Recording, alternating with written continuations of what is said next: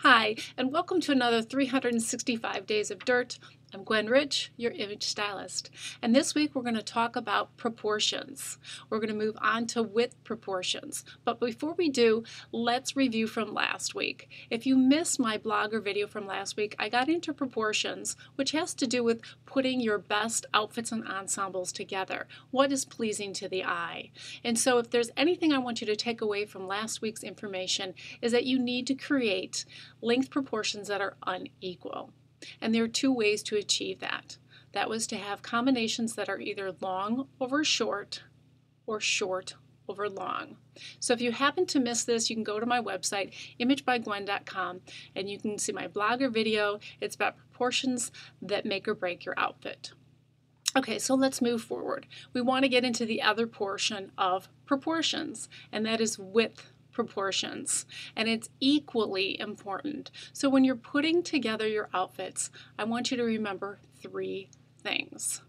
You need three different combinations that are pleasing, that are interesting when putting outfits together. And the first is having a narrow top with a narrow bottom. Okay, this is usually someone who's got a boyish or a straight body frame, or I would say more for the youth. I know as we women get older, we're more conscious about our body. We've had kids, our body's changed. We've probably moved away from our ideal weight. So you don't necessarily tend to see this with older women. I would say more with the youth. It doesn't mean that you can't wear it, but generally you're going to see that narrow top and narrow bottom. So you can say a more form-fitting top with, let's say, a skinny jeans, or pants that are slim and narrower in the leg, nothing that has any flowy wide legs to it. Okay, and the second width proportion that you can have is a narrow top, so something that's very form-fitting, over a wide bottom. And so this can either work with a shirt, jacket, and a pant or skirt combination. It doesn't matter. As long as the top is narrow and the bottom width is wider, that combination will work. And the last is the third combination, which is a wide proportion on the top portion of your body versus a narrow proportion on the bottom. So this is very common, especially today with our tunics.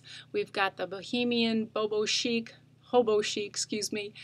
trend going. You see a lot of flowy tops put over the skinny pants. So this would be something to think in mind of, that wide upper proportion versus the narrow lower body proportion. And so today's video is going to be a little different. I'm going to show you these examples with pictures. I've gotten some feedback that people like some real life pictures that I've gotten over the internet versus having pictures right here. I can't always show you really well with the lighting. So let me know with your feedback if you like that. So take a look at the three combinations that I put together. I'm going to talk to you a little bit about that. And then we'll see you next week for another great tip to help you look and feel your best. So here's our first example, and we're talking about a flattering balance where you have narrow over narrow. And as I mentioned earlier in the video, probably going to see this more with the youth.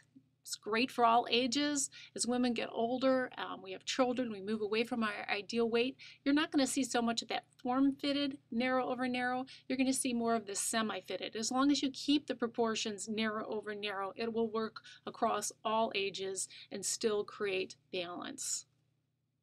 Our second example here probably resonates with everyone. This is a narrow top, wider bottom. This works with all body proportions. It's great if you want to emulate your body type. Works great with the pear shape as well as the hourglass. If you want to create the illusion that your proportions are more in line with each other, this would be great for the inverted triangle.